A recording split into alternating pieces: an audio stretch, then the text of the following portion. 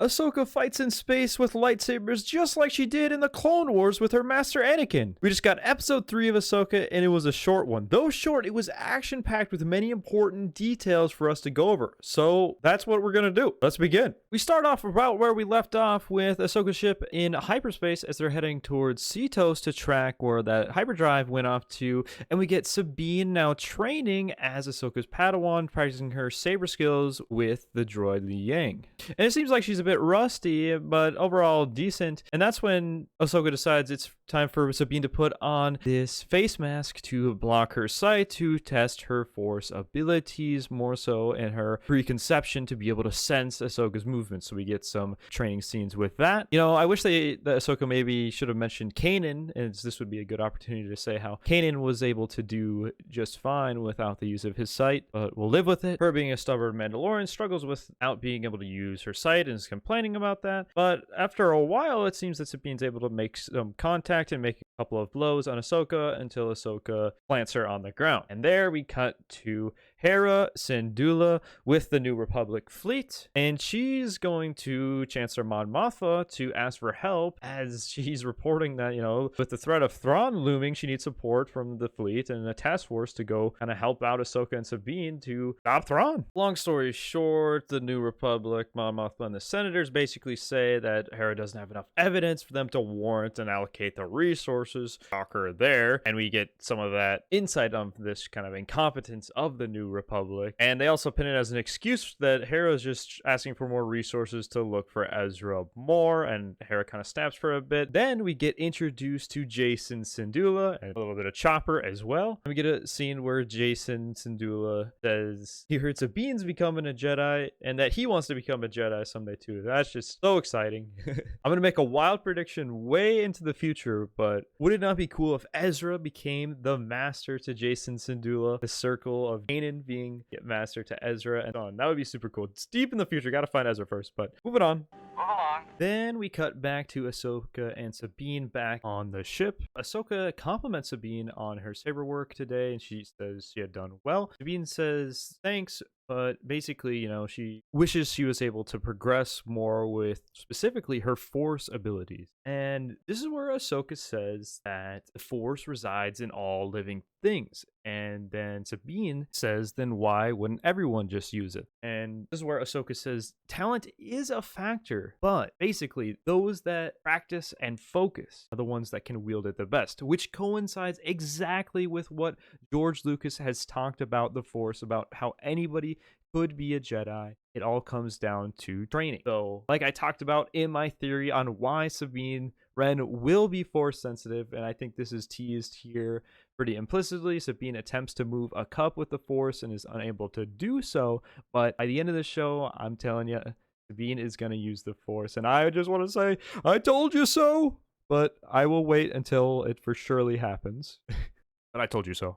Hera pops up on the holoprojector to basically say that Sabine and Ahsoka are all on their own. The New Republic fleet will not be helping them out, so that's great. They got to figure out this Thrawn situation on their own for the time being. And they emerge from hyperspace now, deep away from the planet Cetos in Mir. And shortly after emerging, a squadron of fighters led by Shin Hati and Marok ambush them from behind, and a dogfight ensues between them. Sabine takes the tailgun to assist in fighting off the fighters, but struggles at first, and it takes teamwork between Ahsoka and Sabine to finally shoot down some of the enemy fighters. Their goal is to get close to the Eye of Sion, which is Morgan Elsbeth's ship, which they have no idea of its existence, so that Huyong can scan it so they can get a recon of it. However, as they get close to the ship, the Eye of Sion, turbo layers bombard them, and although the scan gets complete, the ship takes heavy damage and loses all power. So now Ahsoka and Sabine are defenseless, and Li Yang is out of commission as well. And this is where the fun begins. Oh, quite literally. With Huyang out of commission due to the turbo lasers, it's up to Sabine to work on the ship to try and repair it in time, as Shin Hati and other fighters are coming to finish them off as they're sitting ducks.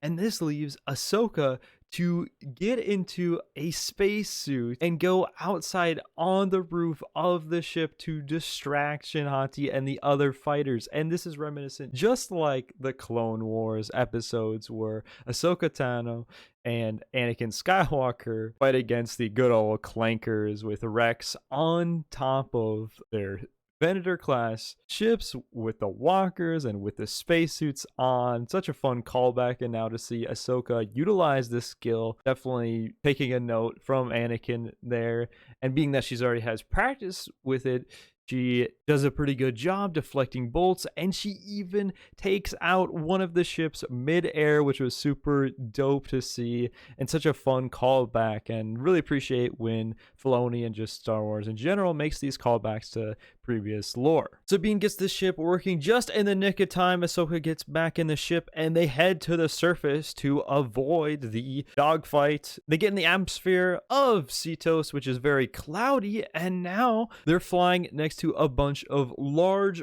purrgils. And it's in this grouping of purrgils and whatnot that they actually shake the fighters of Shin Hati and whatnot and get away for the time being. And once they're totally in the clear and hide in the forest, power down for a bit, they power back on once the ships have gone by. Hu Yang boosts back up and brings up the synopsis of the Eye of Sion ship because he got the full scan off, and they revealed that it has multiple hyperdrive cores, 6 of them, and they theorized that this is going to be used to travel between galaxies. And it's here where Hu Yang makes the connections that in the Jedi archives it had been done before, traveling between galaxies to follow the migration of space whales. And this is the theory I just had made just last week, where I talked about how where they're going is gonna be the Purrgils' home, or where the Purrgils are from, and I was spot on. So I feel very happy about that. Make sure to hit the subscribe button though if you want to stay in tuned and up to date with these Ahsoka breakdowns and other Star Wars lore and theory videos. Anyways, let's continue and finish this up here. They have the full synopsis now of the Eye of Sion,